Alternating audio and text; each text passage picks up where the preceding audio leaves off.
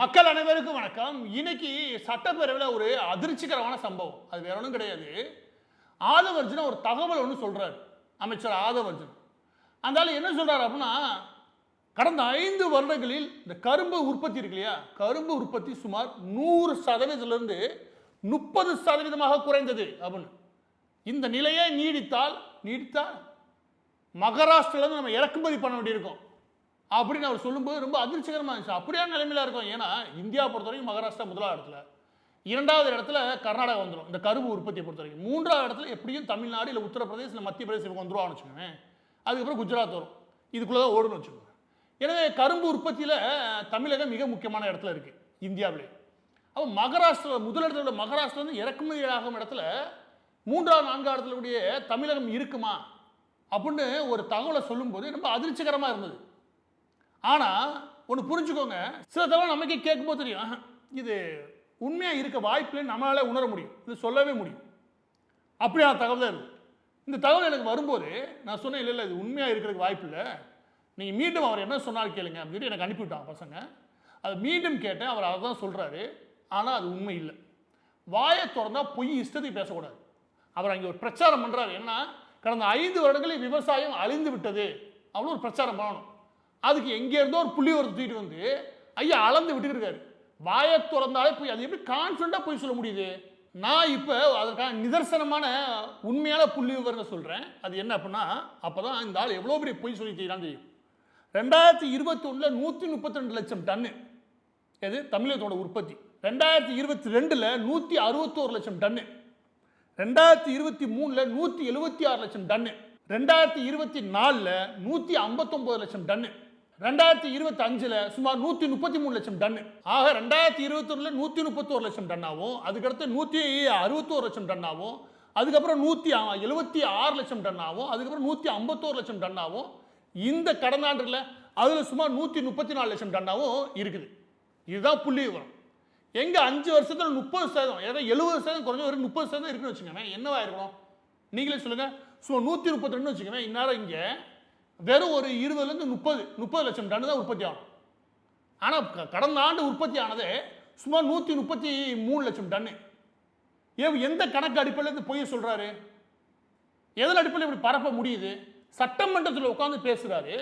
உடனடியாக எதிர்க்கட்சிகள், முக்கியமாக இது பதில் சொல்ல வேண்டியது திமுக தான். ஏன்னா அவங்களுடைய ஆட்சியை பற்றி அவர் குறை சொல்றாருன்னு வச்சுக்கோங்க. யாரும் பெரிதாக பதில் சொல்லவே இல்லை. ஏன்னா அவங்களுக்கு ஒரு குழப்பம் வந்திருக்கும். ஏன்னா அங்கே உட்காந்து இன்ஸ்டண்டாக உடனடியாக அந்த விஷயத்தை சரி பார்க்க முடியாது இல்லையா? அதனால் ஒரு குழப்பத்தில் உட்காந்துருக்கலாம். அதையே பயன்படுத்திட்டு பொய்யை பரப்பக்கூடாது. இந்த மாதிரி பொய்கள் சொல்றதுக்கு சட்டமன்றத்தில் அனுமதிக்கவும் கூடாது. இதையெல்லாம் சட்டப்பேரவையில் நீக்கிறது நல்லது. இதையெல்லாம் அனுமதிச்சுன்னு வச்சுக்கோங்க, எல்லா பொய்யும் எழுதி வச்சு இதையெல்லாம் சீர்திருத்தினது விஜய் எழுதி வச்சுட்டு போயிருவீங்க. எதிர்காலத்தை வரும்போது சட்டமன்றத்தில் இதெல்லாம் பேசினாங்க, இதன் அடிப்படையில் இது பதில் சொல்லிச்சு இருக்கு இல்லையா? இவர் இஷ்டத்துக்கு இந்த பொய்யை சொன்னாரா, எதிர்கட்சிகள் எது உண்மை பொய்யும் தெரியாமல் பதில் சொல்லாமல் உட்கார்ந்தனாலே அது உண்மையாயிருச்சுன்னா சட்டமன்ற குறிப்பில் உண்மைதான் இருக்கணும். இந்த ஆதவர்ஜுனோட பேச்சை நீக்கணும் என்னை கேட்ட. அப்போ இன்னொரு இடத்துல என்ன அப்படின்னா, அப்போ 2025 2024 இதனுடைய ப்ரொடக்ஷனோட ஒப்பிடும்போது இப்போ குறைஞ்சிருக்குல்ல, அது தமிழ்நாட்டில் மட்டும் கிடையாது, ஓவரால் இந்தியா முழுதும் அப்படிதான். மகாராஷ்டிரா குறைஞ்சிருக்கு, கர்நாடகா குறைஞ்சிருக்கு, எங்கேயும் குறையாம இல்லை. தமிழ்நாடு எக்ஸப்ஷனாக குறைஞ்சிச்சுன்னா கிடையவே கிடையாது. அதோட இன்னொன்று சொல்லவா, அதாவது விவசாயம் பொய்த்து போச்சு அப்படி கிடையாது. ஒட்டுமொத்தமாக போன வருஷத்தை விட்டுருங்க. 2024 23 அந்த காலகட்டத்தில் சுமார் தமிழகம் முழுவதும் 1.6 லட்சம் ஹெக்டேர் அளவுக்கு கரும்பு விவசாயம் செய்யப்படுது. அது வந்து ப்ரொடக்ஷன் வருதுன்னு வச்சுக்கோங்க. போன வருஷம் அது 1.3 லட்சம் ஹெக்டேர் அந்த அளவுக்கு குறையுது. இந்த குறையிறதுக்கு என்ன காலகட்டம்னா, அதுக்கு முன்பு பெரிய லெவலில் உங்களுக்கு நல்ல நீர்வளம் கிடச்சின்னு வச்சுக்கோங்க, உங்களுக்கு போதுமான அளவுக்கு பாசன வசதி கிடைக்குன்னு வச்சுக்கோங்க. இந்த கரும்பை பொறுத்த வரைக்கும் போதுமான அளவுக்கு தண்ணீர் தேவை, மற்றதை விட அதிகமாகவே தேவைன்னு வச்சுக்கோங்க. எனவே அது கிடைக்கக்கூடிய பகுதிகளெலாம் இந்த விவசாயம் நல்லபடியாக செய்கிறான்னு வச்சுக்கோங்க. அப்படி இருக்கும்போது போன வருஷத்துக்கு முந்தின வருஷம், அதுக்கு முந்தின வருஷம் இல்லையா, நேரத்துக்கு காவிரி நீரை திறந்து விட்டாங்க, நல்ல மழை வளம் இருந்துச்சு. போன வருஷம் குறையிறதுக்கு காரணம் அது ஒட்டுமொத்த விவசாய உற்பத்தி இருக்கு இல்லையா, செய்யக்கூடிய நிலப்பரப்பு குறைஞ்சிருக்கு. அது பெர்மனண்டாகவும் கிடையாது. இது 5 வருஷத்துக்கு ஒரு தடவை முன்ன பின்ன போயிட்டு திரும்ப சமநிலைக்கு வந்துடும். இது முழுக்க எது சம்மந்தப்பட்டது அப்படின்னா, மழை வளம் சம்மந்தப்பட்டது, நீர் சம்மந்தப்பட்டது, விவசாயத்துக்கு தண்ணீர் கிடைக்கும். இந்த அக்கறை சட்டமன்றத்தில் பேசுறதுல உனக்கு இருந்துச்சுன்னா காவிரி நீரை போய் வாங்கிட்டு வந்துருப்பீங்க. 2 மாசம் ஆச்சு. 60 நாளைக்கு அப்புறம் தான் தண்ணி வந்திருக்கு. வர வேண்டிய நேரத்தில் வரல. இந்த அக்கறை சட்டமன்றத்தில் பேசல இருக்கக்கூடாது. அது பொய் சொல்லி செய்வீங்க. உங்களுக்கு அக்கறை எங்கே இருந்துருக்குன்னா, ஜனநாயகம் திரைப்படம் ரிலீஸ் ஆகிறத விட விவசாயிகளுடைய விவசாயம் முக்கியம், நான் போய் தண்ணீர் வாங்கிட்டு போயிருக்கணும். சட்டமன்றத்தில் உட்காந்து குறைஞ்சு பேசிட்டீங்க. இந்த வருஷம் எண்டில் பார்க்கலாமா? நீ உங்கள் இதில் என்ன ஆச்சுன்னா சொல்லவா? இந்த வருஷம் எண்டில் பாருங்க. நீங்கள் 60 நாள் இருக்கு இல்லையா, 60 நாள் குறைச்சி வாங்கிட்டு வந்ததுனால 60 நாள் காவிரி நீர் வருதுன்ற பற்றி எந்த அக்கறையும் இல்லாமல் விஜய் இருந்ததுனால விவசாய உற்பத்தி இருக்கு இல்லையா, அது குறையுதா இல்லை கொண்டு பாருங்க. அதுக்கு நீங்கள் தான் காரணம் சொல்லிட்டு பதவி விளையிறீங்களா? அடுத்த சட்டமன்றத்தில் இருக்கு உனக்கு. எனவே பொய். ஆதவர்ஜுன சட்டமன்றத்தில் இன்னைக்கு விவசாயமே அழிய போகுது. அது கரும்பு உற்பத்தி எனக்கு 30% வரைக்கும் கீழே போயிடுச்சு. 100லேருந்து 30% வந்துருச்சு. ஏதோ 70% விழுந்து மாதிரி கதை வச்சுக்கேன். மகாராஷ்டிராலேருந்து இறக்குமதி பண்ண போகிறோம், மகாராஷ்டிராலேருந்து இறக்குமதி பண்ண இதான் பேசாத. ஒரு ஆண்டுக்கு நம்முடைய தமிழ்நாட்டுடைய மக்கள் பயன்படுத்தக்கூடிய இந்த சுகர் இருக்கு இல்லையா, அதை தாண்டி நிறுவனங்கள், மிக முக்கியமாக எந்த நிறுவனங்கள் தான் இந்த லிக்கர் ஃபேக்டரியில் ஆரம்பிச்சு எல்லா பேருக்கும் தேவை. இது எல்லா பேருக்கும் தேவையான ஒட்டுமொத்த உற்பத்தியை தாண்டி நம்ம எப்போவுமே ப்ரொடக்ஷன் பண்ணுறது உண்டு. கரும்பு ஆலைகள் இருக்கானா அதுக்கும் கெப்பாசிட்டி நல்லாவே இருக்க மாட்டேன். எனவே கெப்பாசிட்டியும் இங்கே இருக்குது. ஏறக்குறைய 130 லட்சம் டன்னு ஒரு வருஷத்துக்கு தமிழ்நாட்டில் கரும்பின் தேவை. அதாவது மக்களுக்கும் சரி, இந்த பக்கத்து நிறுவனங்களுக்கும் சரி, இந்த உற்பத்தியை நம்ம ஃபில்ஃபில் பண்ண தான் செய்கிறோம். நம்ம இறக்குமதி பண்ணுறதுல எந்த காலத்திலும் இருந்தது கிடையாது.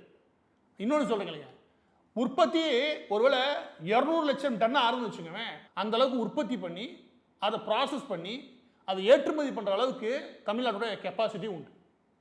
அதாவது இன்ஃப்ராஸ்ட்ரக்சர் உண்டு, அவ்வளோ மில்லு இருக்குங்க. எனவே இதையெல்லாம் பார்த்து தான் போன ஆட்சியாளர் இருக்காங்களே, ஆனால் வேலை அதிமுக திமுக மேலே கொள்ளையடிக்கிறாங்க, குறை சொல்கிறாங்க, ஆயிரத்தி சொல்ல முடியுங்க. ஆனால் இந்த விவசாய விஷயம் இருக்கு பார்த்தீங்களா, அதில் கண்ணுங்கிறத வாழ வச்சுருவாங்க. எனக்கு தெரிஞ்சு ஒரு 50 வருஷமாகவே. அதுக்கடுத்து உணவு பாதுகாப்புத்துறை அமைச்சர் வெங்கட்ராமன் அவர் சொல்கிறார், எல்லா அரிசியும் சாப்பிட்ற தரத்தில் இல்லை, எல்லா பேரும் ரேஸ் அரிசி அதெல்லாம் ஆடுக்கும் கோழிக்கும் போட்டுக்கிட்டு மக்கள் சொல்கிறாங்க.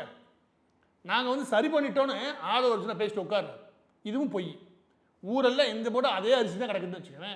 அதுக்கு என்ன காரணம்னு பேசிக்கும்போது வெங்கட்ராமன் அந்த ஆள் பேசுறது உண்மையாக அவருக்கே புரியுதான்னு தெரில. எனக்கு சத்தியமாக புரியவே இல்லை. அவர் என்ன பேசியிருக்காரு, என்ன ஆரம்பிச்சார், என்ன மாதிரி போயிருக்காரு, அவருக்கே ஒரு குழப்பத்தில் போயிருக்காரு. தமிழ் இங்கிலீஷ் மாற்றி அது கூட பிரச்சனை கிடையாது. ஆனால் கம்யூனிகேஷன் இருக்கு இல்லையா, அது கரெக்டாக இருக்குன்னு வச்சுக்கோங்க. அது சுத்தமாக எனக்கு தெளிவே இல்லை. ஒரு இடத்துல எல்னிமோ வரது இல்லையா, அதோட பாதிப்பை பற்றி நாங்கள் ஆய்வு பண்ணுறோம். அப்படி பிரச்சனை வந்தாலுமே கூட கொள்முதலில் எந்த பிரச்சனையும் வராது. நாங்கள் விவசாயத்துக்கு நல்லா கொள்முதல் பண்ணணும்னு புரியல. எல்னிமோ வந்துச்சுன்னா விவசாயம் பொய்த்து போகும். அந்த பிரச்சனை தான் எதிர்கொண்டு இருக்காங்க.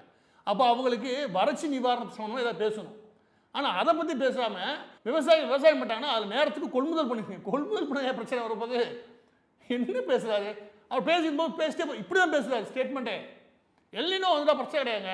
விவசாயிகிட்ட நாங்கள் 17% ஈரப்பதம் இல்லாமல் நெல்லை கொள்முதல் பண்ண சொல்லிடுவோம். அதை சொன்னதை நான் இவ்வளோ தெளிவாக சொல்கிறேன், அவ்வளோதான். அதுவே உங்களுக்கு புரியாது. அதெல்லாம் கொள்முதல் பண்ண சொல்லியாச்சு. கொள்முதல் எந்த தடையும் இருக்கக்கூடாது. எல்னினோ வந்துச்சுன்னா விவசாயமே பொய்த்து போய்மியா, வறட்சி நிவாரணத்தை பற்றி பேசுங்க. அதை விட்டு வேற எதுக்கும் போய்கிட்டு இருக்க. இதில் ஊழலற்ற நேர்மையான இந்த வார்த்தையும் அப்புறம் போட்டுக்கோங்க. முதல் சீர்திருத்தம் பண்ணிட்டு பேசுங்க. அந்த 60 நாள் எல்லாத்தையும் முடிச்சுன்னு சொல்கிறேன் பாருங்க, அதுவே பெரிய காமெடி. அதனால தான் எல்லா ரேஷன் கடையிலும் என்னது மோசமான அரிசி கிடைக்கல, நல்ல அரிசி கிடைக்குது நீங்களே சொல்லி தெரியுங்க. அதை வாங்கி சாப்பிட்டு தான் பார்ப்போம். இன்னமும் அதே அரிசி தான் கிடைக்குது. நான் இந்த இடத்துல ஒரு சொல்கிறீங்களுங்க, இந்த அரசாங்கத்துக்கு ஆதரவாக பேசக்கூடிய நபர்கள் உங்கள் எல்லாரும் சொல்கிறேன், ஒரு மாற்றம் வரலாற்றிலே முதல் முறையாக ஒரு 50 வருஷத்துக்கு அப்புறம் நடந்திருக்கு. அது ஆட்சி மாற்றம். அந்த மாற்றம் உருப்படியான மாற்றம்னு இருக்கும்னு நினச்சிங்கன்னா இவங்க செய்யக்கூடிய குறைகளை நீங்கள் சொல்லிக்கிட்டே இருக்கணும். இல்லைன்னு வச்சுக்கோங்க, இந்த அமைச்சர்களும் பழைய கதைக்கு போயிடுவாங்க. அதுக்கான தகுந்த அமைச்சர்கள்லாம் இப்போ இருக்கக்கூடிய அமைச்சர்கள்லாம். எனவே மாற்றம்னு ஏற்பட்டால் மட்டும் பத்தாது, அதை உண்மையிலேயே சாத்தியப்படுத்தணும்னா நம்ம தொடர்ந்து இந்த விஷயங்களை சொல்லிக்கிட்டே இருக்கணும். இவங்க சொல்கிறதெல்லாம் கேட்டுட்டு ஆமா சாமி போட்டு தெரிஞ்சு வச்சுங்க, இந்த மாற்றமாக இருக்காது, பெரிய மோசமான நிலை கூட விட்டுருவானுங்க. இப்போ அடுத்த விஷயத்துக்கு வரேன். நிதியமைச்சர் மரிய வில்சன் கோவமாயிட்டாங்க. செம்ம காண்ட ஆகி எந்திரிச்சு, என்ன நான் தமிழ் பேசுகிறத எல்லாம் கேள்வி பண்ணுறீங்க அப்படின்னு நான் சொல்லலை. அது சொல்லனா சில நேரம் உருவ கேள்வி பண்ணுறீங்க, இப்போ பெண்களை கேள்வி பண்ணுறீங்க, அப்போ ஜாதியை கேள்வி பண்ணுறீங்க. இதெல்லாம் யாரும் கேள்வி பண்ணவே இல்லை. சட்டமன்றத்தில் உட்காந்து இவரே சொல்லியிருக்காரு. அப்புறம் கடைசியில் தமிழுக்கு வந்துட்டீங்க. அப்படிவா உன்னைய கேள்வி பண்ணனால நீ என்ன சுற்றிக்கிட்டு வர. மரிய வில்சனை கேள்வி பண்ணிட்டாங்க, அவர் தமிழ் பேசுகிறது கேள்வி பண்ண செய்வான். இது தமிழ்நாட்டோட சட்டமன்றம். அப்பாவும் இருப்பார், அவர் தூத்துக்குடி அந்த தமிழ் பேசிட்டு இருப்பாரு. அதுக்கு யாராவது கிண்டல் பண்ணாங்களா? யாரும் கிண்டல் பண்ணவே போகிறதில்ல. நீ தமிழே பேசல, அதான் பிரச்சனையே.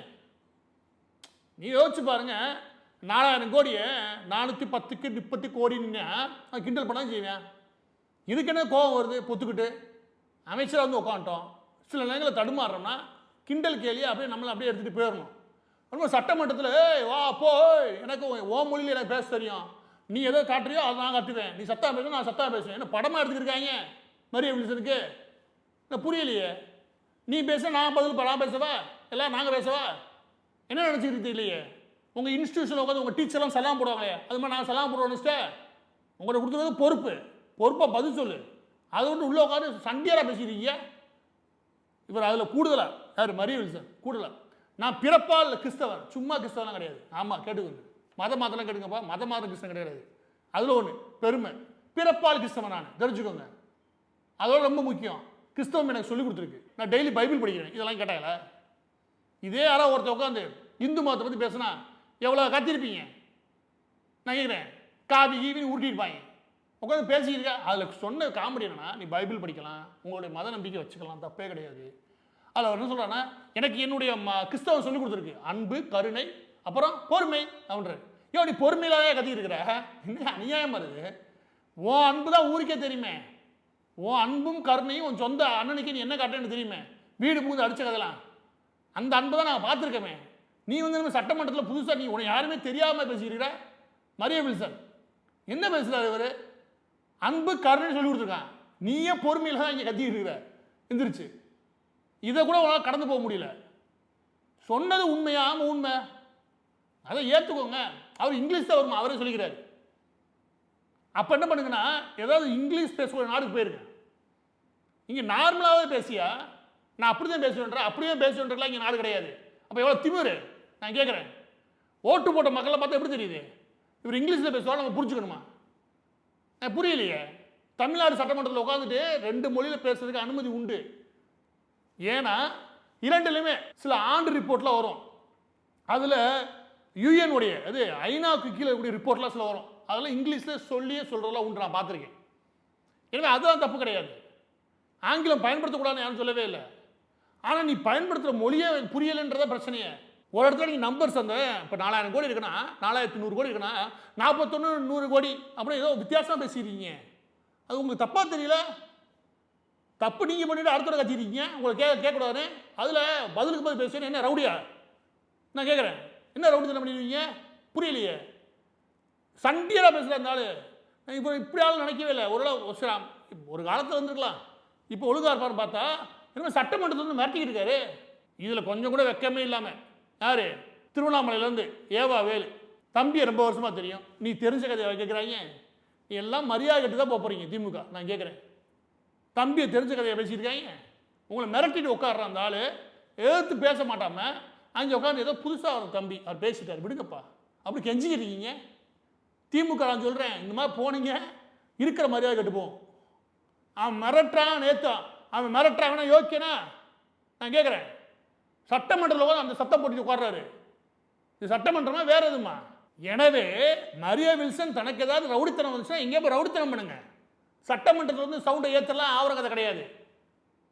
அதுலேருந்து நான் கிறிஸ்தவன் அதை கட்டுவேன் இதை கட்டுவேன் கத்துறதுல இதெல்லாம் இங்கே இடமே கிடையாது.